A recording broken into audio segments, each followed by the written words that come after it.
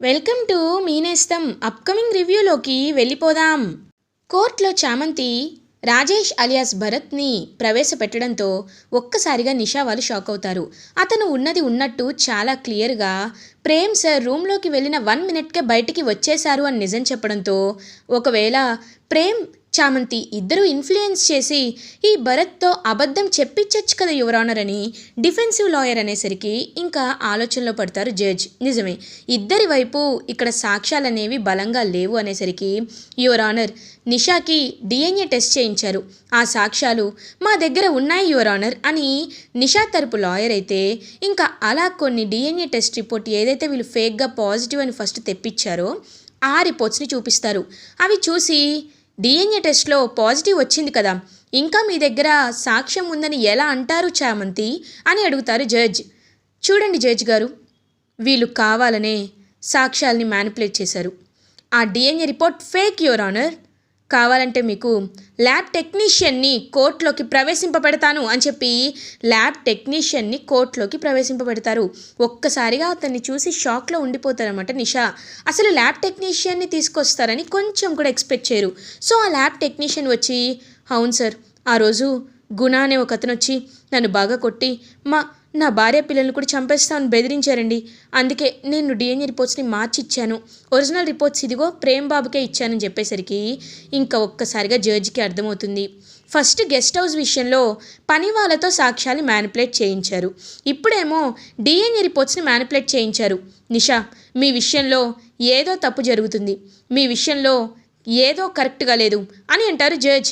వెంటనే judge, your honour నేను చెప్పేది ఒకసారి వినండి అని డిఫెన్సివ్ లాయర్ చెప్తున్నా సరే ఇంకా నేనేమి వినాలనుకోవటం లేదు మిస్టర్ ధర్మేంద్ర.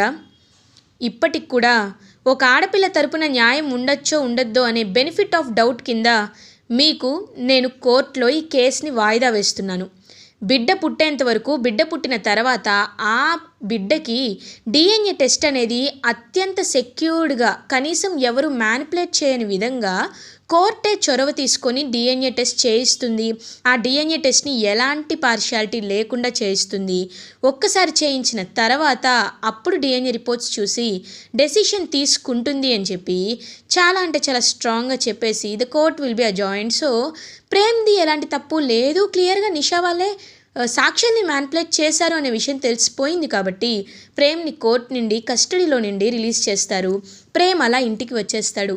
చాలా అంటే చాలా హ్యాపీగా ఫీల్ అవుతారు. ఇంకా ప్రేమ్ అయితే ఇంకా హర్షవర్ధన్ ప్రేమ్ని హక్ చేసుకొని, నాకు తెలుసురా చామంతి నిన్ను ఎలా అయినా ఈరోజు బయటికి తీసుకొస్తుంది అని నాకు తెలుసు, నాకు నిజంగా చాలా అంటే చాలా సంతోషంగా ఉంది. చంద్రిక, ఏంటలా చూస్తున్నావు? ప్రేమ్కి కోర్టులో కేసుని బాగా వాదించినందుకు చామంతికి ఇద్దరికీ దిష్టిది అని అంటారు. అలాగే బాబు అని చెప్పి ఇంకా అలా ఇద్దరికి హ్యాపీగా దిష్టి తీస్తుందన్నమాట. చామంతికి ప్రేమ్కి కలిపి చంద్రిక. ఇంకా చామంతి ప్రేమ్ ఇద్దరు ఒకరినొకరు హ్యాపీగా చూసుకుంటూ ఉంటారు. అలా నెక్స్ట్ డే మార్నింగ్ అయిపోతుంది.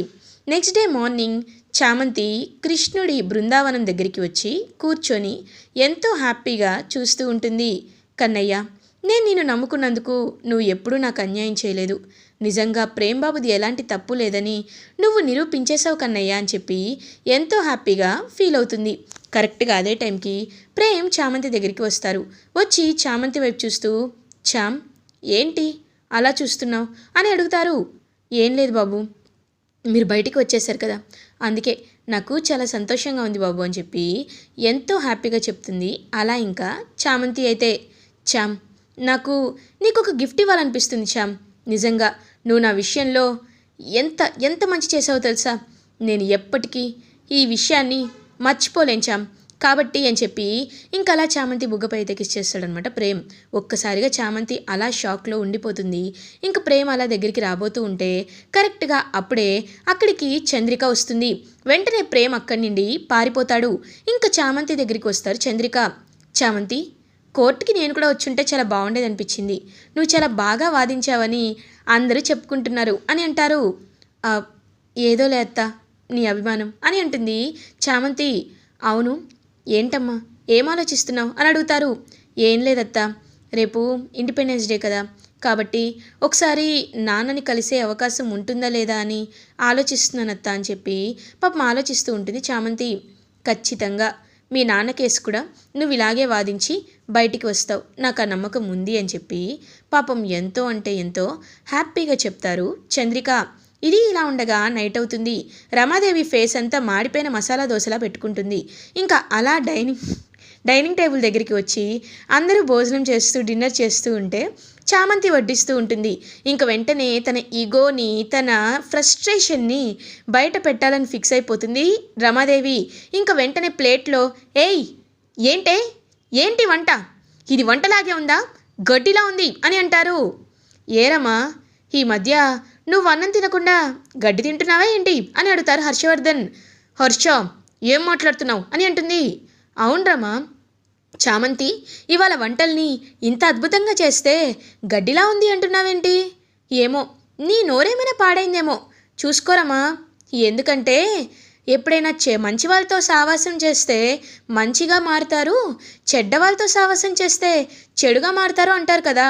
అలా నీ పక్కనున్న వాళ్ళు ఇప్పటి వరకు వేరే వాళ్ళకి అన్యాయం చేయాలనుకునేవారే కదా.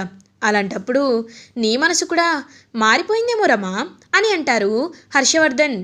ఏంటి హర్ష, నువ్వేం మాట్లాడుతున్నావు? అంటే డిఎన్ఏ టెస్టు ఇప్పుడు జరిగిందో జరగలేదంటే అయిపోతుంది అనుకుంటున్నావా? ఖచ్చితంగా నిషా ప్రెగ్నెన్సీ కారణం ఆ ప్రేమే, ఈ విషయం నాకు బాగా తెలుసు అని అంటారు. అసలు నిన్ను ఎలా అనాలో ఏం అనాలో కూడా నాకు అర్థం కావట్లేదు. కన్న కొడుకు విషయంలో ఇంకా నువ్వు వేరే వాళ్ళకి సపోర్ట్ చేస్తూ నీ ప్రేమని చిన్నప్పటి చూస్తూ ఎలాంటి వాడో కూడా తెలుసుకోలేకపోతున్నావంటే నమ్మలేకపోతున్నాను రమా, అస్సలు నమ్మలేకపోతున్నాను. ఛ అని అనుకుంటుంటే ప్రేమ్ పాపం ఇదంతా వింటాడు. రే ప్రేమ్, నువ్వేం పట్టించుకోకుదురా అని అంటారు. నాన్న, చిన్నప్పటి నుండి నాకు అలవాటు అయిపోయింది నాన్న, నేనేమీ బాధపడటం లేదు అని చెప్పి పాపం కన్నీళ్ళు తుడుచుకుంటూ అక్కడిని వెళ్ళిపోతాడనమాట. ప్రేమైతే ఇంక చామంతి పాపం ప్రేమ్ని చూస్తూ చాలా అంటే చాలా బాధపడుతుంది. ఇది ఇలా ఉండగా మార్నింగ్ అవుతుంది. చామంతి రామచంద్రయ్యని కలవడానికి ఇంకా సెంట్రల్ జైలుకి వెళ్ళాలని చెప్పి తన బైక్పై అయితే బయలుదేరుతుంది. ప్రేమేమో, చామ్ నేను కూడా నీతో రావాలనుకున్నాను చామ్, కానీ మన కాలేజ్లో ఫ్లాగ్ హోస్టింగ్ ఉంది, అది ఖచ్చితంగా నేను అటెండ్ అవ్వాలి, సో నేను తర్వాత వచ్చి పికప్ చేసుకుంటాను చామ్ అని అంటారు.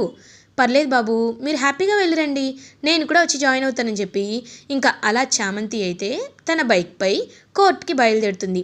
కరెక్ట్గా అదే టైంకి రోజా కూడా హుటాహుటిన ఒక ప్లేస్కి బయలుదేరుతుంది. అసలు ఏంటి ఇదంతా అని చెప్పి చామంతి చూస్తూ ఉంటుంది రోజాని. ఏంటి ఇది ఇంత టెన్షన్ పడుతుంది, ఇంత టెన్షన్ పడింది అంటే ఖచ్చితంగా ఏదో ఉంది అని చెప్పి చామంతి ఫస్ట్ ఆఫ్ ఆల్ రోజాని ఫాలో అవ్వాలి అని చెప్పి ఫిక్స్ అవుతుంది. ఎందుకంటే తను ఏదో డేంజరస్ పనే చేస్తుంది, అందుకే అంతలా టెన్షన్ పడుతుంది. మళ్ళీ ఏం తలనొప్పులు తెచ్చుకుంటుందో, నేనే మా అక్కని కాపాడాలి అనే ఒక మంచి ఉద్దేశంతోనే రోజాని ఫాలో అవుతుంది చామంతి. ఇంకా అలా రోజా ఒక ప్లేస్కి వెళ్తుంది. వెళ్ళేసరికి అక్కడ ఇద్దరు రౌడీలు రోజా దగ్గర నించొని ఉంటారు. ఇంకా రోజా, మేడం మీరు చెప్పారని వాళ్ళని కష్టపడి వెతికి పట్టుకున్నాం మేడం, కానీ వాళ్ళు ఎంత చెప్పినా నోరు విప్పటం లేదు మేడం అని అంటారు. వాళ్ళ గురించి నేను చూసుకుంటాను, నేను మాట్లాడతాను, పక్కకు తప్పుకోండి అని చెప్పి లోపలికైతే వెళ్తుందనమాట రోజా. ఇంకా అలా చామంతి కూడా ఎవ్వరికీ కనపడకుండా లోపలికి వెళ్తుంది. వెళ్ళి గమనిస్తుంది. గమనించేసరికి అక్కడ ఎవరో కాదు, కావేరి. అంటే ఎవరైతే ఒకప్పుడు చామంతి ప్రేమ్ ఇద్దరు ఒక ఊరు వెళ్ళి యువరాణి అని తెలుసుకుంటారో, సుందరమూర్తి గారిని కలవమని పంతులు గారు చెప్పడంతో పంతులు గారు చెప్పినట్టే సుందరమూర్తిని కలిస్తే, ఆ సుందరమూర్తి నా మనవరాలుగా పెంచుకుంటున్న ఈవిడే కొల్హాపూర్ రాజ సంస్థాన యువరాణి అని చెప్తారు కదా, వాళ్ళిద్దరిని వాళ్ళు లెటర్ రాసి పెట్టి కూడా పారిపోతారు యాక్చువల్లీ. సో వాళ్ళకి ఒక ఆయన సజెషన్ ఇస్తారు. సో ఇంకా ఇదంతా చూసి చామంతి ఒక్కసారిగా షాక్ అయిపోతుంది. ఆ రోజు సుందరమూర్తి గారి ఫోటోని నాకు చూపించారు కదా, అవును వీళ్ళే, ఇదేంటి వీళ్ళు ఇక్కడున్నారు అని చెప్పి అలా చూస్తూ ఉంటుందన్నమాట చామంతి. ఇంక వెంటనే అలా చూస్తూ ఉంటాడు రోజా చూస్తూ, ఏంటి ఎంత చెప్పినా వినటం లేదంట, అంటే యువరాణిగా ప్రకటించేస్తే హ్యాపీగా ఉందాం అనుకుంటున్నారా అని అడుగుతారు. వెంటనే ఒక్కసారిగా చూడండమ్మా, మీరేం మాట్లాడుతున్నారో నాకు తెలీదు. మా మా అమ్మాయిని వదిలిపెట్టండి. నా మనవరాలికి ఎవరు లేరమ్మా అని అంటారు. హేయ్ ముసలోడా, ఎవరూ లేరంటున్నావు కరెక్టే, మరి మాలాంటి పెద్ద పెద్ద వాళ్ళతో పెట్టుకుంటావా నువ్వు ఎంత తప్పు చేస్తున్నావు నీకైనా అర్థమవుతుందా? చూడు, ఇప్పటికి కూడా నేనేమనటం లేదు. నీకు 10 కోట్లు ఇస్తా. నీ మనవరాల్ని తీసుకొని దూరంగా పారిపోతావా లేకపోతే చచ్చిపోతావా అని అడుగుతుంది. ఇంక వెంటనే అలా చూస్తూ ఉంటాడనమాట తనైతే సుందరమూర్తి అయితే. ఇంక చూస్తూ, లేదు ఇలా జరగకూడదు, ఏం చేయాలి నేను అని ఆలోచిస్తూ ఉంటే అర్థమైంది. డబ్బు విషయంలో కూడా నువ్వు ఇంత సైలెంట్గా ఉన్నావు అంటే నువ్వు డబ్బుకే కాదు ఎక్కడా లొంగవని అర్థమైంది. అయితే నిన్ను చంపేయడమే కరెక్ట్ అని కూడా నాకు బాగా అర్థమైంది అని చెప్పి ఇంకా అలా గంతీయబోతుంటే వెంటనే చామంతి అక్కడికి వస్తుంది. వచ్చి ఇంక వెంటనే రోజా తలపై అయితే చిన్నగా కొడుతుంది. ఒక్కసారిగా రోజా హేయ్ అని వెనక్కి తిరిగి చూసేసరికి అక్కడ చామంతి ఉంటుంది. చామంతిని చూసి ఇంకా వెంటనే అలా షాక్లో ఉండిపోతారు ఆ సుందరమూర్తి అయితే. షాక్లో ఉండి ఇంక అలా కళ్ళార్పకుండా చూస్తూనే ఉంటారు. అప్పుడే కరెక్ట్గా ఇంక చామంతి రోజాని కొట్టి రోజానే కట్టేసి వాళ్ళిద్దరినీ తిప్పి ఇంక బయటకైతే తీసుకొచ్చేసి చూస్తూ ఉంటుంది. మీరు బాగానే ఉన్నారు కదా అని అడిగేసరికి, అమ్మా మీరు మమ్మల్ని కాపాడడానికి వచ్చారా మీరు? నాకు నోట్లోని మాట రావటం లేదు అని ఆయన ఏడుస్తూ ఉంటారు. ఒక్కసారిగా అలా షాక్లో ఉండిపోతుంది చామంతి. ఓ, నేను మీకు తెలుసా, మా ప్రేమ్బాబు నా గురించి మీకు చెప్పారా అనేసరికి, ప్రేమ్బాబు కాదమ్మా, నీకొకరిని పరిచయం చేయాలి, రామ్మా వెళ్దాం అని చెప్పి ఇంక చామంతినైతే సెంట్రల్ జైలుకైతే తీసుకొని వెళ్తారు. ఇది ఇలా ఉండగా రామచంద్రయ్య ఇండిపెండెన్స్ డే యొక్క సెలబ్రేషన్స్లో పాల్గొనాలి అని చెప్పి అంత వాళ్ళకు కూడా కొన్ని వర్క్స్ ఇస్తారు కాబట్టి ఆ వర్క్స్ చేస్తూ ఉంటారు. అదే టైంకి ఇంకా రమాదేవి ఫోన్ చేసి, హలో, ఈ చామంతిని చూస్తుంటే వాళ్ళ నాన్న కేసుని కూడా ఎంతో హ్యాపీగా సాల్వ్ చేసేలా ఉంది. అలా జరగకుండా ఉండాలి అంటే ఖచ్చితంగా ఆ రామచంద్రయ్యని పైకి పంపించండి అని అంటారు. ఇంక వెంటనే అలా రామచంద్రయ్యని అటాక్ చేయడానికి కొంతమంది మనుషులు వచ్చేసరికి ఒక చెయ్యి వచ్చి అడ్డుకుంటుంది. అతని పేరు ఏంటో కాదు, చక్రధర్, న్యూ క్యారెక్టర్. అండ్ ఆ రోజు యువరాణి విషయంలో మీరు ఇప్పుడే నిజం బయట పెట్టద్దు, మీరు పారిపోండి అని ఒక షాడోలో ఉన్న వ్యక్తి అయితే సుందరమూర్తికి అడ్వైజ్ ఇస్తారు. అండ్ ఆ షాడోలో ఉన్న వ్యక్తి ఇంకా అలా చూస్తూ ఉంటారనమాట వీళ్ళ వైపు అయితే. అప్పుడే ఇంకా చామంతి ఆయన్ని చూస్తుంది. ఆయన కాపాడుతాడు రామచంద్రని. బాబు, చక్రధర్ బాబు, మీరు అనేసరికి, రామచంద్రయ్య, నన్ను గుర్తుపట్టావా? సరే, నేను నీతో తర్వాత మాట్లాడతాను. నువ్వు ముందు వెళ్ళి నీ గాయాలకి ఫస్ట్ ఎయిడ్ చేయించుకో అని పంపించేస్తారు. అప్పుడే కరెక్ట్గా చామంతి పర్మిషన్ తీసుకొని ఇంకా అలా సెంట్రల్ జైలు లోపలికి వస్తుంది. జైలు లోపలికి వచ్చేసరికి ఇంకా ఒక్కసారిగా చామంతి అయితే అలా ఆయన్ని చూస్తూ ఉంటుంది. ఇంకా న్యూ క్యారెక్టర్ చక్రధర్ ఏమో చామంతి వైపు చూస్తూ చామంతి వైపు హ్యాపీగా ఫీల్ అవుతూ ఉంటారు. ఎంతో హ్యాపీగా చూస్తూ ఉంటే, మీరు అనేసరికి, అమ్మ, ఆయన ఎవరో కాదు, నీ మేనమామ రాజాశ్రీ కుమారవర్మ, చాముండేశ్వరి. మీ అమ్మగారి పేరు చాముండేశ్వరి. కొల్హాపూర్ రాజ సంస్థానానికి యువరాణి ఎవరో కాదమ్మా చామంతి, అది నువ్వే అని చెప్పేసరికి ఒక్కసారిగా చామంతి అయితే అలా షాక్లో ఉండిపోతుంది. అసలు నేను వింటున్నది కళ నిజమా అని చామంతి అలా షాక్లో అయితే ఉండిపోతుంది. అప్పుడే కరెక్ట్గా ఇంకా ఆయన వచ్చి, చూడమ్మా చామంతి, నువ్వేమీ కంగారు పడాల్సిన అవసరం లేదు. ఈ విషయం చిత్రావతమ్మకు కూడా తెలుసు. ఆవిడ ఎవరో కాదు, స్వయానా నా అమ్మగారే. నువ్వేమీ కంగారు పడద్దు. ఎప్పుడు ఏం జరగాలో అంతా నేను చూసుకుంటాను అని ఇంకా ఆయన అయితే చామంతిని దగ్గరికి తీసుకుంటారు. ఇంకా తన సొంత మేనమామ అలా దగ్గరికి తీసుకునేసరికి పాపం చామంతి కూడా ఒక్కసారిగా షాక్లో ఉండిపోయి అసలు తనకి ఏం జరుగుతుందో కూడా అర్థం కాదు చామంతికి. ఇది ఇలా ఉండగా ఈవినింగ్ అవుతుంది. చామంతి చాలా కన్ఫ్యూజ్డ్గా ఇంటికి రీచ్ అవుతుంది. ఇంకా అప్పుడే ప్రేమ్ చామ్ ఏమైంది, ఎందుకు అలా ఉన్నావు అని అడుగుతారు.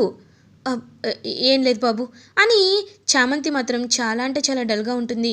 అసలు ఏమైంది చామ్, ఏమైంది నీకు ఇలా ఉన్నావు, మీ నాన్నగారిని కలిసావా అని అడుగుతారు. "అబ్ అబ్, లేదు బాబు" అని పాపం చామంతి అయితే అక్కడి వెళ్ళిపోతుంది. నేను యువరాణి ఏంటి, ఏం జరుగుతుంది, నాకేమీ అర్థం కావటం లేదు, ఇదంతా కళ నిజమా అని పాపం చామంతి అలా షాక్లో ఉండిపోతుంది. రోజా చామంతి దగ్గరికి వచ్చి, ఏయ్ ఎంత ధైర్యమే నీకు, నా తలపై కొడతావా అని అంటారు. నువ్వు వాళ్ళని చంపాలనుకుంటుంటే తలపై కొట్టక ఏం చేయమంటావు అని అంటుంది. అది కాదు, నేను చెప్పేది వినవే, వాళ్ళని పక్కకు తప్పిస్తే నేను యువరాణి అవుతాను, నాకు కావాల్సింది అదే కదా, నేను యువరాణి అయితే నిన్ను ఎచ్చి ఇంకొక్క మాట కూడా మాట్లాడద్దు, అర్హత లేని వాళ్ళు యువరాణి అవ్వకూడదు, నేను చెప్పేది అదే, ఇంకొకసారి యువరాణి అవుతాను అన్నావు అనుకో నేనేం చేస్తాను నాకు తెలీదు అని ఇంకా అలా అక్కడి నుండి వెళ్ళిపోతుంది చామంతి. ఇంకా చామంతి మాటలకి ఏమీ అనలేక సైలెంట్గా ఉండిపోతుంది రోజా. ఇలా ఎపిసోడ్ ఎండ్ అవుతుంది. ఫర్దర్ ఎపిసోడ్ రివ్యూస్ ముందుగా మీకు కావాలి అనుకుంటే మా ఛానల్ని సబ్స్క్రైబ్ చేసుకోండి. Thanks for watching.